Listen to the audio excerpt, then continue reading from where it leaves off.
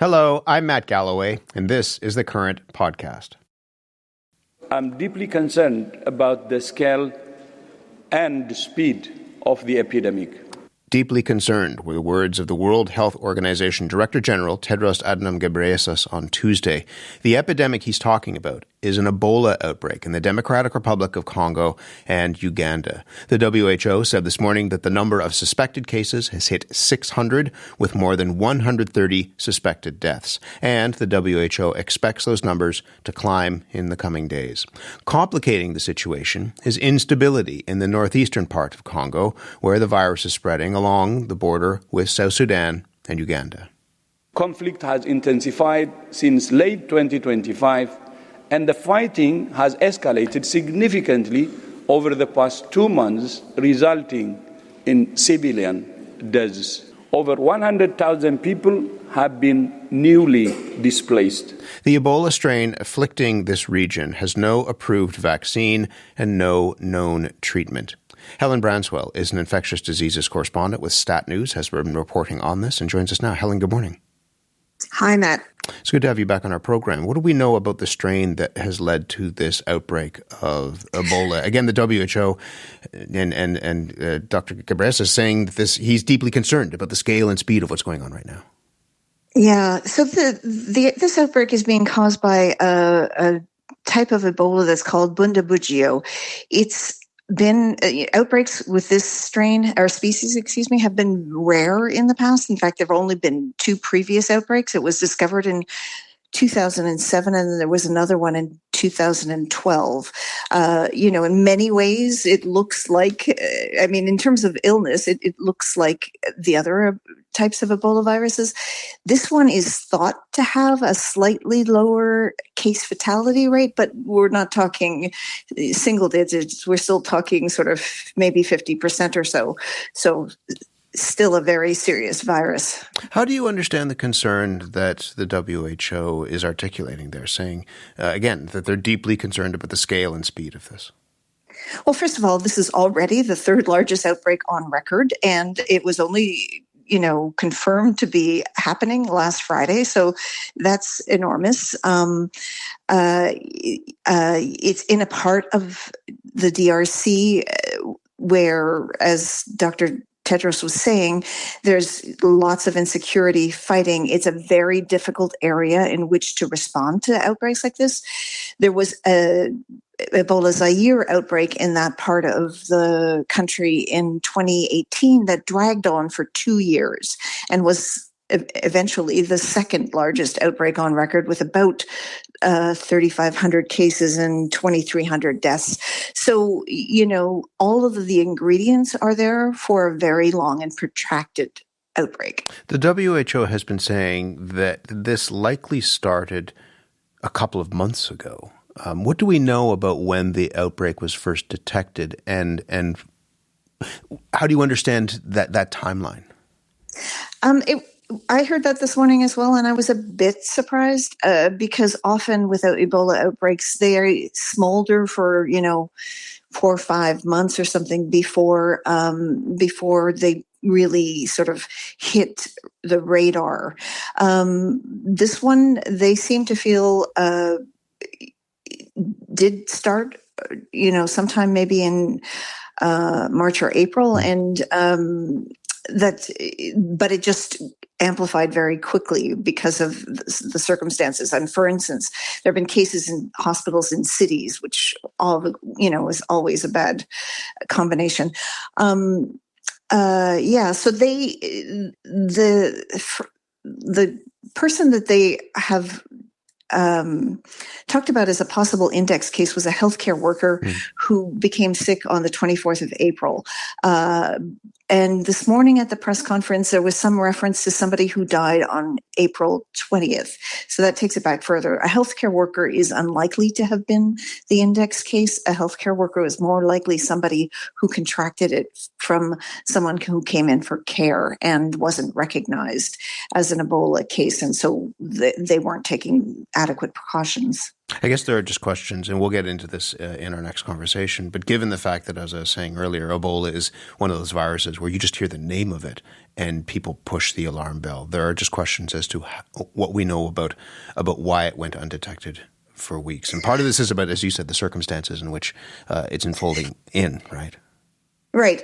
Well, there's been some reporting, it's not mine, but it comes from very good sources, that the test that was being used in the region was a test that was specific for, in fact, Tedros said this morning's press conference, that the test that was specific, was being used in the region was a test designed to detect Ebola Zaire, which is the strain or species of Ebola that most commonly causes outbreaks and was responsible for that outbreak in 2018. That test doesn't detect Bundibugyo. And it seems that when they got negative tests, they weren't quick to sort of push the specimens onto a different lab to see if they could come up with a different answer. Eventually, specimens were sent to the national lab in Kinshasa, and there they did more detailed tests and discovered that it was Bundibugyo. As I said in the introduction, there is no vaccine or treatment for this strain or species, as you're saying, of Ebola? Yeah. So, there have been efforts underway for years to come up with them, but there's no market for this and no incentive for manufacturers, like pharmaceutical manufacturers, to make these vaccines. It's a hugely expensive endeavor, and they would only ever sell vaccines in minute quantities. So it's just not feasible. Smaller groups, NGO type organizations have been trying to develop some vaccines, and one group has the rights to a Bundibugyo vaccine that is based on the VSV platform, which was mostly developed. Well, no, the platform itself wasn't developed, but it's the basis of the licensed Ebola Zaire vaccine, or VIBO, that was mostly developed at the National Lab in Winnipeg.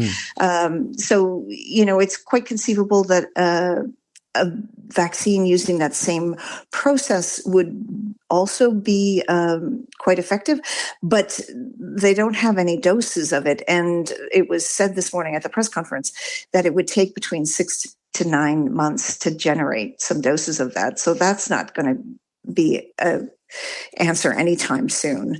There has been a tiny bit of work in primates that suggests that Ervebo might actually confer some cross protection, but the numbers of animals tested were so small, it's really not clear whether or not the WHO is going to recommend that the countries try using this licensed vaccine. And of course, the final decision on whether or not to try to take that into the field rests with the countries.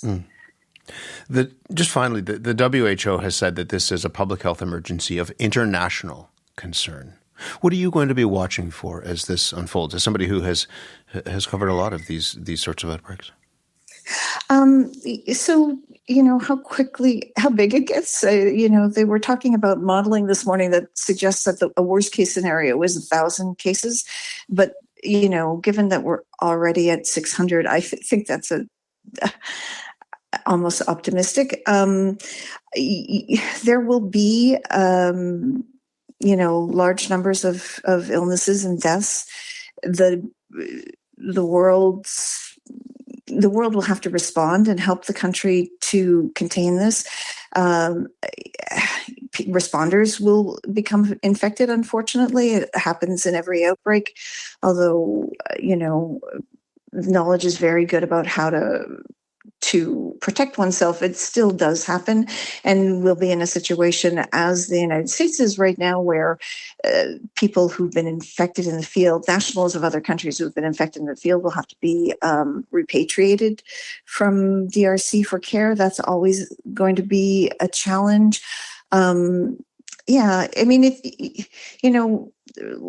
your listeners are probably wondering whether or not it has an impact on their daily lives, Mm-hmm.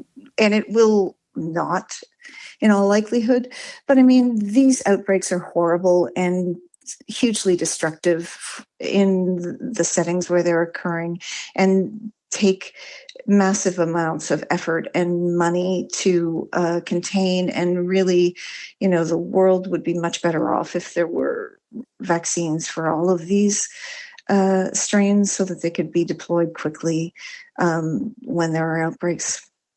Helen, it's good to speak with you as always about this. I really appreciate it. Thank you very much. Thank you. Helen Branswell is an infectious disease correspondent with Stat News. Dr. Joanne Liu is a physician and professor at McGill University School of Population and Global Health. She was the international president of Médecins Sans Frontières, led the international response to the West African Ebola epidemic from 2014 through 2016. She's in our Montreal studio this morning. Dr. Liu, good morning to you. Good morning. Knowing what you know, what concerns you the most about this outbreak and how quickly it spread? What concerns me the most is the fact that right now we don't have the global picture of how many cases we are dealing with. We are just starting to contact tracing people, and we will see the number of suspected cases to increase in accelerating way over the next few days. So until we know where are the different sort of cluster of cases, it's going to be hard to find out how big is the whole epidemic. You were there on the ground in West Africa during the last big outbreak from 2014 through 2016. More than 11,000 people died. It was the largest Ebola outbreak in history. What stands out to you about your experience there? What was that like? My experience in West Africa was very, very, I would say, very dramatic, because I think that we did not expect Médecins Sans Frontières, Doctors Without Borders, to be at the center of such a response with the local authorities. We were key actors, especially in the first few months. And I think what stays with the people who have worked there and myself is how much we are basically dealing with death so many times in the same day, because more than 50% of our patients died. And I just remember when I was there talking to the staff, and they told me, Joanne, it doesn't make sense. Instead of building Ebola center, we're building morgue for our patients who are dead. And that's not what you want to do when you're a doctor. That's harrowing. You can still hear it in your voice. I mean, you're shaken by what you saw. Well, it's anyone who went through the West African Ebola outbreak. We had vivid memories from it, and this is why, as your guest Helen Branswell said, we are keeping a close watch. And we want the best response ever in DRC today to prevent what happened in West Africa. What is it going to take to get an outbreak like this under control, especially in a situation where there's no cure or treatment, but you're also dealing with an area where that has been, as I said earlier, racked by conflict, that is very unstable? Yeah, just to be clear, I think why I'm worried is the fact that what I thought was the sort of toxic mix of things in West Africa, as some of this in DRC right now, in the Ituri province, which is the fact that the epicenter is in the Mongwalu city, which is a mine city. The population is a mobile population. So if we say that the population is mobile, it means the virus is mobile. It was reported, there is violence, there are armed groups. The armed groups are disputing the resources of the mines, but as well are creating so much insecurity. There are internally displaced people. We're talking about hundreds of thousands of people, 1.9 million people waiting for humanitarian aid. It's at the intersection of three countries, like in West Africa. So we're talking here about Democratic Republic of Congo, Uganda, and South Sudan. And the biggest thing, like we dealt exactly in West Africa in March 2020, is we have a lot of chains of transmission. that meaning like one person infects another, but at one point it had been circulating so much that those chains of transmission are not related to one to another. So it is as if you're dealing with different outbreaks in different places. So it means that it's circulating massively. How worried then are you about this spreading across borders? Well, there's already cases reported in Kampala, the capital of Uganda. That's one thing. So I think that now everybody is on the foot of alert because the public health emergency of international concern was called. There's much more surveillance and then some border control. There's screening at the border as well. I think there's going to be increased awareness about the fact that if you have been in contact with someone who's infected, you need to self-quarantine. If you have symptoms, you need to go to the hospital to get tested. But regardless, there's still going to be a lot of legwork to get everybody on the same foot. And I think one of the biggest challenge is about funerals, because we know that some of the cases we have right now are related to funerals. The practice in DRC is to wash the body and to touch the body, and the body is infected, and this is why you can as well get the virus. So it's very important that we get dignified and safe funerals, but you need to get the population on board. They need to accept to do that. The federal government here says that there are no immediate plans for a travel ban for the affected countries. Do you believe that's the right response in this moment? I think that what is the right thing to do at this moment is to help as much as we can DRC to tackle this epidemic. Because if we don't want cases to come here, it's by making sure that it's under control where it's happening right now. But can you do both of those things? Can you do both of those things? I'll talk about aid in a moment, but is part of that also ensuring that, again, to some people it might seem like an extreme step, but that you ensure that those cases don't have the opportunity to travel here because you put in a travel ban?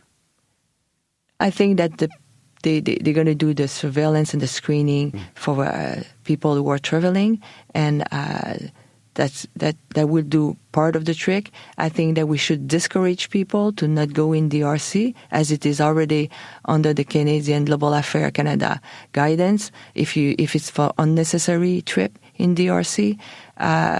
So it's going to be different because we're going to have humanitarian aid worker who's going to go from Canada. The Red Cross is going to go. They have a team leaving in the next few days.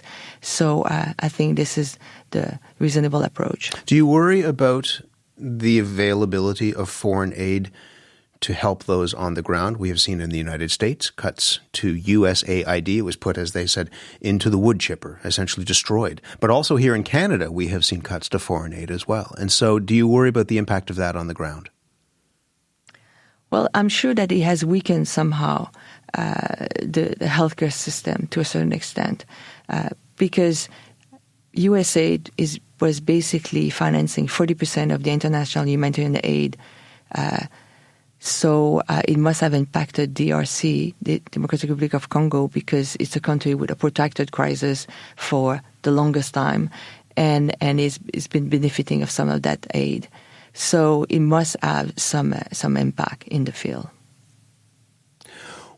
Just before I let you go, what do you think we have learned from crises past? There was a report published on Monday by the Global Preparedness Monitoring Board saying in some ways that we aren't ready for the next pandemic. That's looking back at what happened during COVID, but it comes out at a time when we're thinking about this as well. This isn't a pandemic, but it is a crisis of international concern, says the WHO. Have we learned enough to deal with these sorts of outbreaks? Thank you for the answer. It's so hard to answer. I think that we are much more aware. But I think because what we went through COVID-19, there's really a post-traumatic stress syndrome about it. People don't want to talk about it because they don't want to go to the public health measure that happened back then. And they think by not talking about it, it would not happen. But like I always say, wishful thinking is not a strategy. So we need to prepare because like the cases of antivirus on a cruise ship, things happen, and we need to be prepared and have the right mindset about it. And it's not by not preparing and by ignoring that it's a possibility that we will have the right mindset to respond. So that's the basic message for me. that we need to be thinking about this. It's not an if, it's a when. Exactly. Yeah. Dr. Liu, your perspective on this in terms of what's happening right now based on what you saw years ago is really important, and I'm glad to have you as part of this conversation. Thank you very much. Thank you. Dr. Joanne Liu is a physician and professor at McGill University School of Population and Global Health, former president as well of Médecins Sans Frontières International. She was in our Montreal studio. You've been listening to the Current podcast. My name is Matt Galloway. Thanks for listening. I'll talk to you soon.